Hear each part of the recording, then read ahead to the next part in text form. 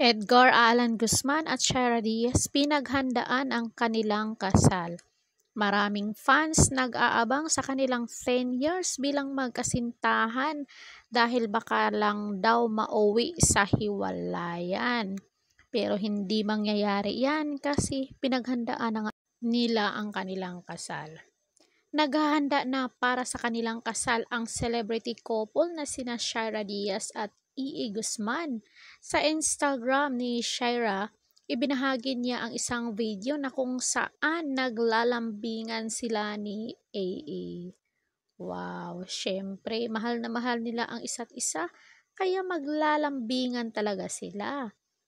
Kayong mga kamarites ko dyang mga single, pag magkaroon kayo ng boyfriend at ikakasal kayo, syempre maglalambingan talaga kayo.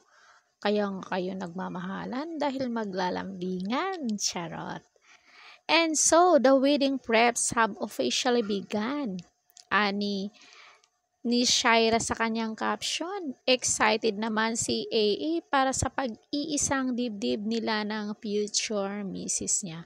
Sino ba naman ang hindi ma-excited na pabalitaan natin na itong si Shaira ay first time at talagang hindi niya muna ibinigay ang kanyang perlas sa kanyang future husband kung hindi sila ikakasal. O biruin niyo yun.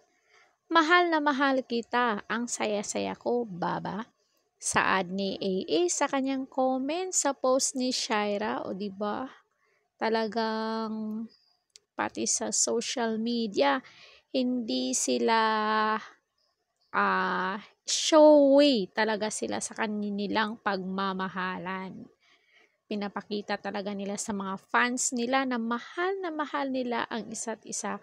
Kaya naman tinatangkilik ang kanilang tambalan. Pebrero ngayong taon lang nang ibunyag ng dalawa na sila'y engaged na. Wow! Sana mag-ano na tong dalawa. Magtuloy-tuloy at forever ang kanilang pagsasama. Kayo mga kamaritis ko dyan, comment down kayo kung anong masasabi nyo dito. Siguro nainggit kayo, no? Kasi mostly sa mga marites, wala pa yung boyfriend or girlfriend. Wow, sana all. So hanggang dito na lang. Don't forget to like, share, and subscribe. Karedad Official TV para ma-update kayo sa ating mga latest.